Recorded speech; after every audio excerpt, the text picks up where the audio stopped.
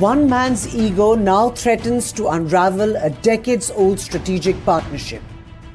US President Donald Trump's tariff assault against India has crossed all the red lines, weaponizing baseless accusations and now linking India's oil trade to the devastating war in Ukraine. But this week, the rhetoric turned even more reckless.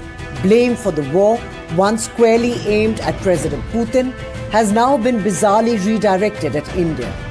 Trump's former trade advisor, Peter Navarro, labeled the Russia-Ukraine conflict as Modi's war, even calling India the Kremlin's laundromat, an inflammatory and misinformed attack.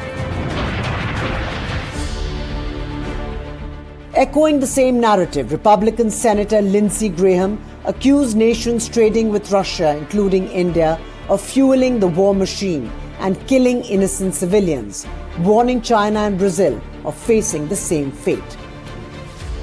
Amid this fog of contradictions, Trump's trade team appears deeply confused as Treasury Secretary Scott Bessent slammed India's discounted oil trade with Moscow, only to pivot days later, calling for closer US-India ties.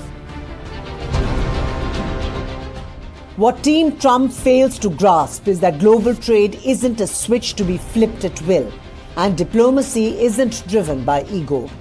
India has uniquely maintained dialogue with both Russia and Ukraine since 2022, a rare and vital bridge. But Washington's rhetoric now risks turning the peacemaker into a scapegoat. If President Trump truly wants to end the war and secure the Nobel Prize he so covets, it will require partners like New Delhi, not public vilification.